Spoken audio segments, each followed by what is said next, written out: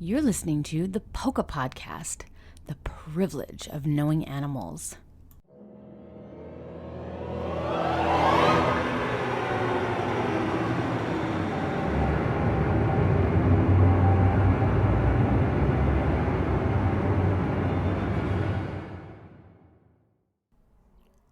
Just kidding.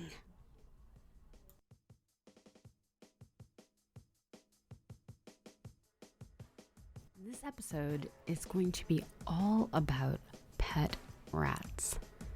Some people just cringe when they hear of even talking about rats. But other people know what I mean. They've had pet rats before. And they know that rats can be quite interesting little creatures and very smart and cuddly little creatures, believe it or not. And when I say pet rats, these are animals that were acquired in a pet store or from somebody who breeds rats, to keep as pets. I'm not talking about taking a rat out of the sewer and trying to raise it. Some people think that. I'm talking about rats that are kept as pets. And people keep all kinds of animals as pets. People keep raccoons and skunks and squirrels and all kinds of oddball little pets. But rats in particular, I find very interesting, and I've had lots of pet rats myself. I've also had other people discover the joys of pet rats because of mine. And I've had probably, 8 or 9 different ones. But here's a couple of stories that I have to tell about my experiences with rats.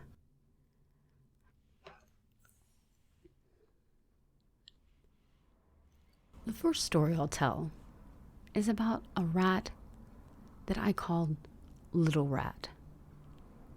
I know, what a creative genius, right? Little Rat was a small, pink-eyed white rat.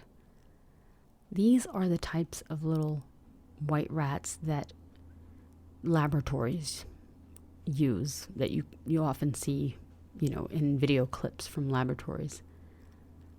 This was a female. She was a small white rat with pink eyes. My husband was taking the garbage out one night in our apartment complex. He looked down, and there was this little white rat right at his foot, looking up at him, sitting on its hind legs. Now, if you know anything about rats, this couldn't have been a wild rat. It had to have been someone's pet that either they lost or it got away or they discarded somehow. But clearly it wanted something and it wasn't afraid of humans. And my husband reached his hand down because it seemed so tame, and it crawled up on his hand and sat there. Oh, so he brought it in and gave it some potato chips. And rats, they have these little hands. Their front legs, they have these little hands. They're almost like little human hands. They're really kind of adorable. You can watch them eat little things and they'll hold them in their little fingers. And they do like junk food. They like just about anything. They'll eat the healthy food if that's what you give them, or they'll eat whatever. But this little white rat was very tame and gentle. And so we'd had pet rats in the past. We decided to keep it. We called her Little Rat. She had a little cage that she stayed in, but she could leave the cage too to run around and get exercise. And lots of times rats will look at their cage as their little safe shelter, their little safe house. And, they need their exercise like any other animal. They don't want to be completely caged up all the time. And my husband had to go out of town for a few months. And so we had little Rat for about a year. I would, take her out of her cage, and she would sit on my shoulder or sit on my chest while I was laying down reading. And she was kind of feisty sometimes. Sometimes she wanted to play. Sometimes I would watch her try to build things by very creatively climbing up things to get to her cage, but with something in her mouth or in her little fingers. And she would do the most interesting things. Sometimes she would push something up as far as she could, then she would climb up past it, and then she would pull it up a little ways further, and then she would go back down below it, and then push it up a little more, and then go back up above it, and then pull it up a little more, until she got it to where she wanted it. It was crazy. They're very problem solvers is what they are. They can figure out how to do things. And, it took me a while to get over the pink eyes, the weird glary pink eyes. But I did finally. It didn't matter. And so, she was really cool. And then, they don't live very long. Especially the small ones, I guess. But one day, little Rat wasn't in her cage when I woke up. And she didn't come back all day. And I didn't know where she went. I thought she found a way out and left us. I thought, well, that's crazy. But I realized when we were moving out of the house some months later that she had gone somewhere to die. Little Rat had gone behind the microwave and kicked the bucket. It was sad. We dug a little hole and buried her in it. I don't know why animals go off to die, but she did. And maybe I'm kind of happy that she did. I don't know if I want to find my animal dead. But anyway, it was an interesting experience.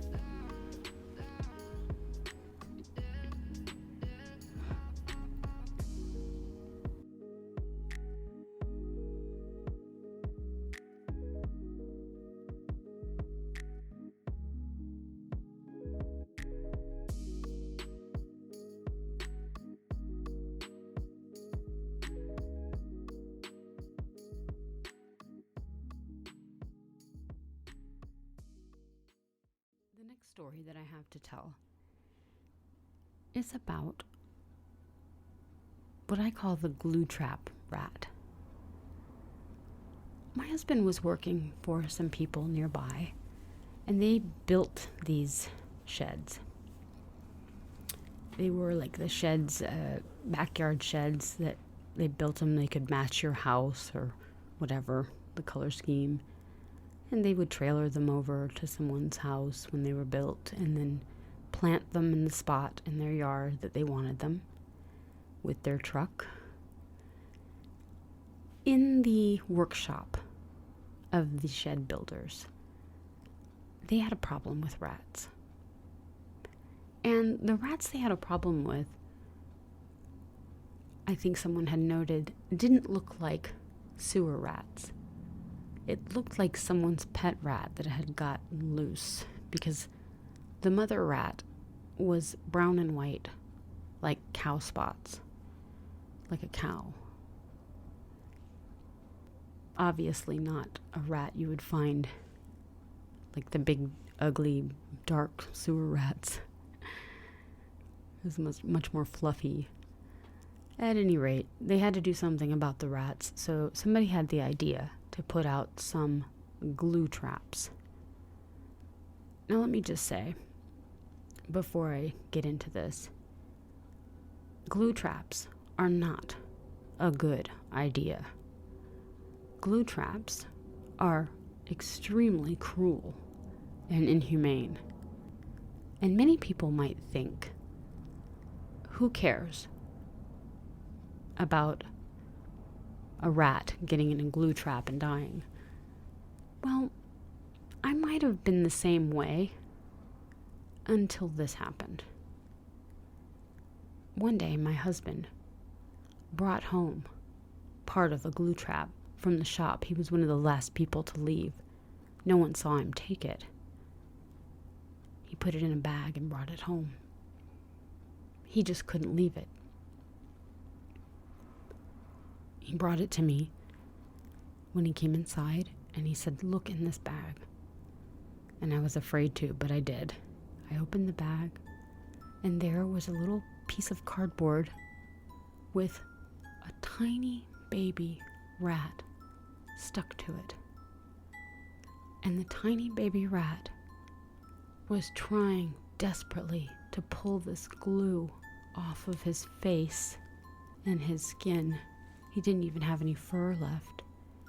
Or fur yet, I should say.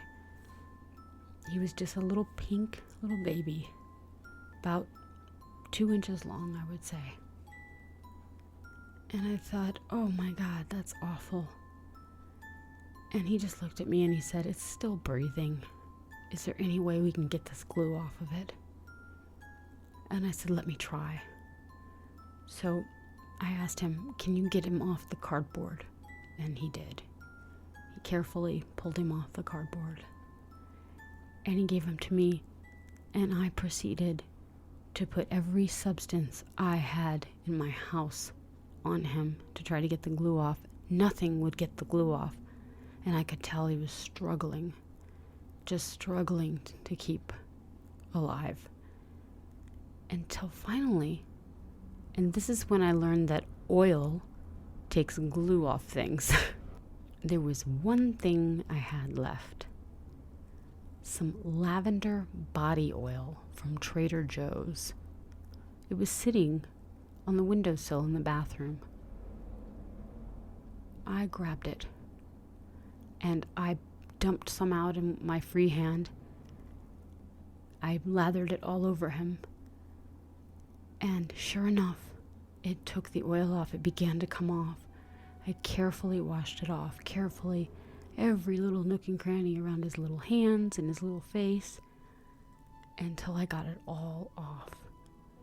The poor little thing. And then, by then he was just exhausted. He was still breathing. He was breathing fine. He was breathing better. So I put him in a little shoebox on the shelf with a little bit of water, a little bit of milk, and I tried to put a little milk in his mouth, and then we went to bed. The next morning, when we woke up, we immediately checked to see if he was still with us, and he was awake, and he was looking around, and he was moving around, and it was a miracle. We had saved this little tiny, insignificant life. And we both felt really good with ourselves over that. And so we began to take care of the little rat.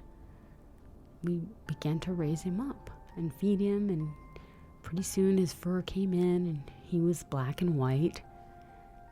And he grew up, he got bigger and bigger.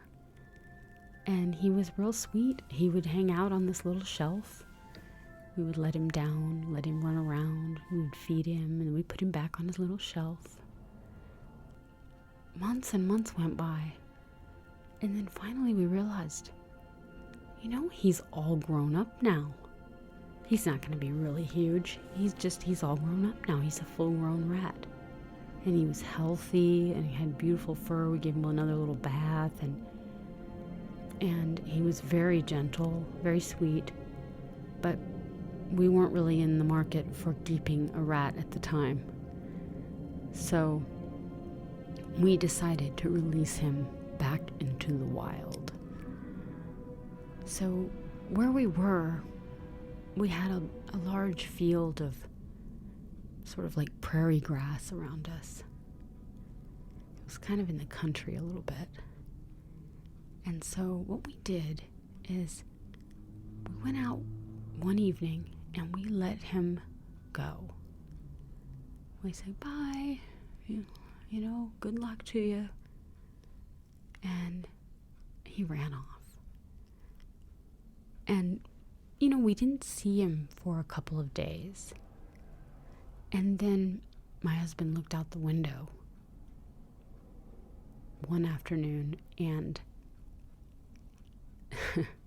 what did he see but this little black and white rat hopping, not just jumping, but hopping through the tall grass, back and forth, just giddy, just gleeful.